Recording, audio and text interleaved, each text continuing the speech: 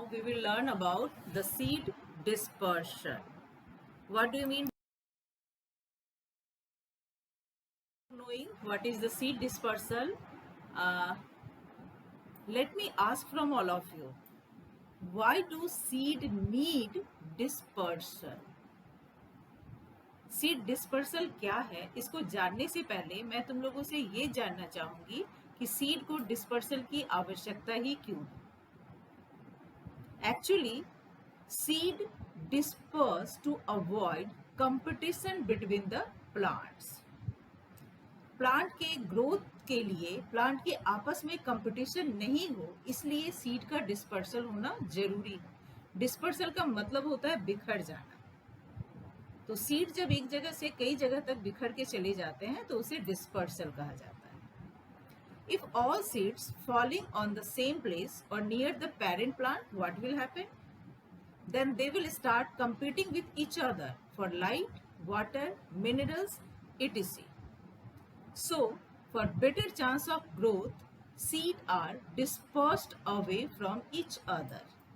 अगर सारे बीज अपने मदर प्लांट के पास या पेरेंट प्लांट के पास ही गिर जाएं, तो उनके आपस में ही प्रतिस्पर्धा हो जाएगी लाइट के लिए, वाटर के लिए, टेम्परेचर और मिनरल्स के लिए. इसलिए अगर इन बीज का अच्छे से ग्रोथ होने का चांस हो तो ये जरूरी है कि सीड डिस्पर्स हो, एक दूसरे से दूर चले जाए.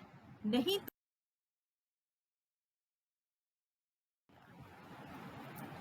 all seeds of a given plant do not germinate near their mother plants. This is because they will then have to struggle to get sufficient air, water, sunlight and nutrients, and many of them would die. Nature therefore enables the seed to move over to other places. It does so through various agents like air, water, animals, birds, insects and human beings. They all help in the transfer of seeds to different places.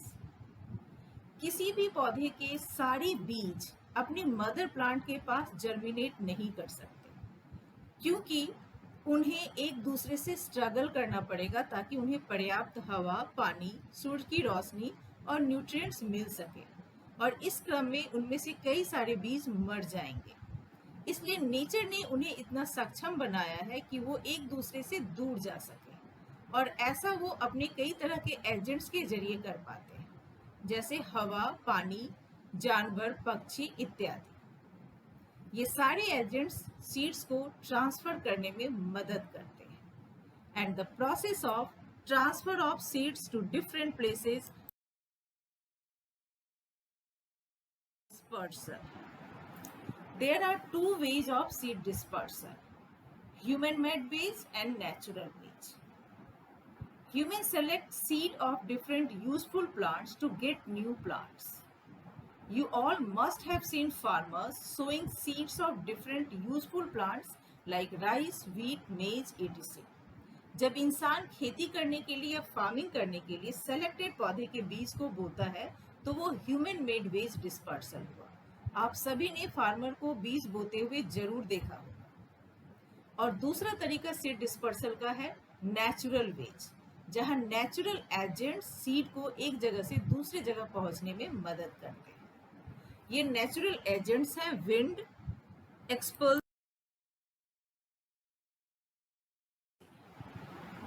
dispersal by wind.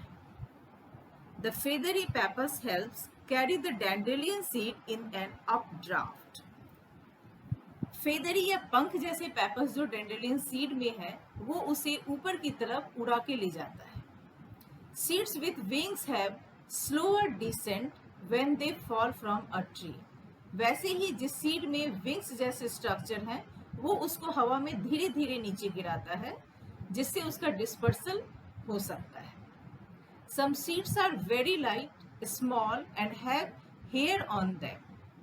The hair enable them to fly with the wind and get dispersed. जितने भी seed का dispersal wind के जरिए होता है वो सभी बहुत हल्के होते हैं, छोटे होते हैं और उनके ऊपर हेयर जैसे स्ट्रक्चर होते हैं. ये हेयर जैसे स्ट्रक्चर है उन्हें हवा में उड़ने में मदद करता है और सीड का डिस्पर्शन। एग्जाम्पल के लिए है विंड डिस्पर्सल। ये सारे बीज हैं जो हवा में डिस्पर्स हो रहे हैं। इन सभी में हेयर जैसे स्ट्रक्चर है। मदार seed, dandelion seed and cotton seed.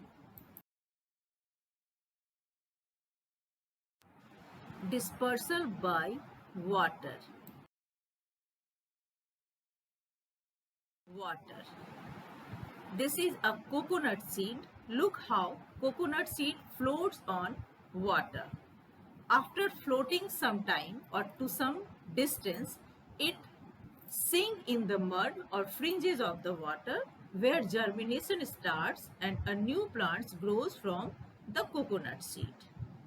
Similarly, another example is of hydrilla, which is an underwater plant and it also disperses through water. Plants which are near water bodies disperse their seeds through water. Coconut, water lily, hydrilla and lotus are examples of plants which disperse their seeds through water. The seed floats on the water for some distance before being carried away. They sink into mud on the shore or on the fringes of the water body. ये बीज कुछ दूर तक तैरते हुए जाते हैं और उसके बाद ये लहरों में या फिर कीचड़ में सिंक कर जाते हैं, जहां जर्मिनेशन होता है जब उन्हें अनुकूल माहौल मिल जाए। Dispersal by birds, insects and rodents. These carry fruits and grains to their burrows, nests and other places. ये पक्षी, इंसेक्ट या रोडेंट्स हम वैसे एनिमल्स को कहते हैं जो भोजन की नोइंग करते हैं, मतलब भोजन को दांतों से तेजी से कुतर कुतर कर खाते हैं। इन्हें रोडेंट्स कहते हैं, जिसका एग्जाम्पल है squirrel, rat and rabbit.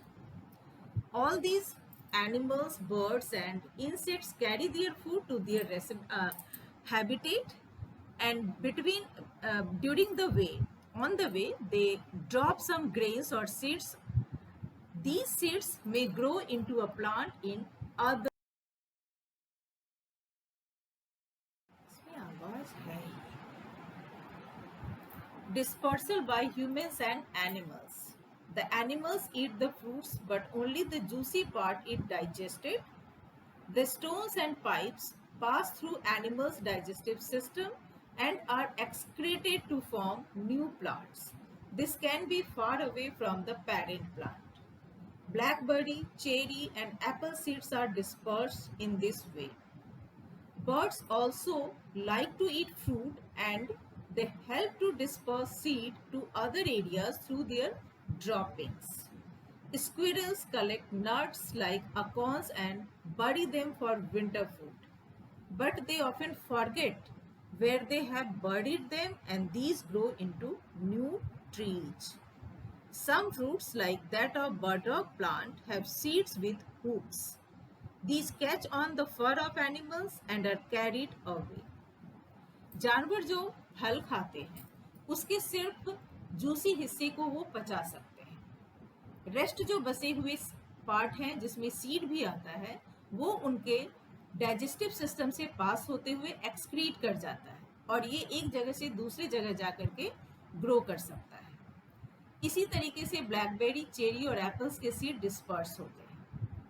Birds को भी फल खाना बहुत अच्छा लगता है और जब वो फल खाने के लिए एक जगह से दूसरी जगह कैरी करते हैं तो सीड्स को बीच में गिराते हैं। खाते हुए जब वो उड़ते हैं तो भी सीड्स को गिराते हैं और इस तरह से वो सीड का डिस्पर्सल करा देते हैं। स्क्विरल्स की एक अच्छी आदत होती है, वो समर के सीजन में नट्स कलेक्ट करके मिट्टी के नीचे दबा देती है ताकि वो विंटर सीजन में उसे खा सके।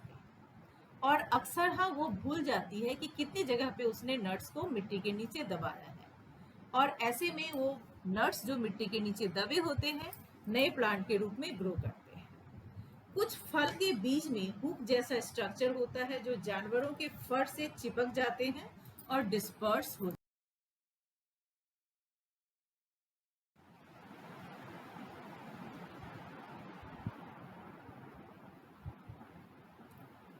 These plants Plants depend on animals, including humans, to carry their seeds away from their parent plant. Their fruits are thorny or have hook on them. They get stuck to the cloths of human or skin of and fur of animals. They get carried to different places where they fall down and grow into new plants. बर्डक, कॉकलीबर और castor, इन सभी seeds में hook या hair जैसे structure होते हैं. Thorns कटीली structure होते हैं. ये थॉर्न्स इंसान के कपड़े में या जानवरों के स्किन और फर में चिपक कर एक जगह से दूसरे जगह डिस्पर्स हो जाते हैं. एंड बर्स्टिंग, ये बाल्सम है जिसे हम लोकल लैंग्वेज में चीरा मीरा का पौधा कहते हैं. ये फूल कहीं भी देखे जा सकते हैं. This is P and this one is beans and this one ladies finger और भिंडी. इन सभी पौधे के जो बीज हैं वो क्रैकिंग एंड बर्स्टिंग के जरिए डिस्पर्स होते हैं. इनके फल जब पक जाते हैं तो इसमें एक्सप्लोशन होता है, ये फट जाते हैं और इनके बीज अपने पेरेंट प्लांट से दूर जाकर गिरते हैं. इस तरह से इनका डिस्पर्सल हो जाता है. Some fruits crack and burst. Dispersal through wind, water, explosion, animal by attachment or by eating. Seed travels through wind, by animal, by water, by bursting and cracking, or by humans. An important information regarding the Professor J.C. Bose. Professor J.C. Bose proved through his experiment that plants have life. He invented an instrument called the crescograph, which could be used to measure the rate of growth of plant. Professor JC Bose ने सबसे पहले ये proof किया था कि plant में life होते हैं और प्लांट के रेट ऑफ ग्रोथ को मेजर किया जा सकता है. इसके लिए उन्होंने एक इंस्ट्रूमेंट इन्वेंट किया, उसका नाम है क्रेस्कोग्राफ.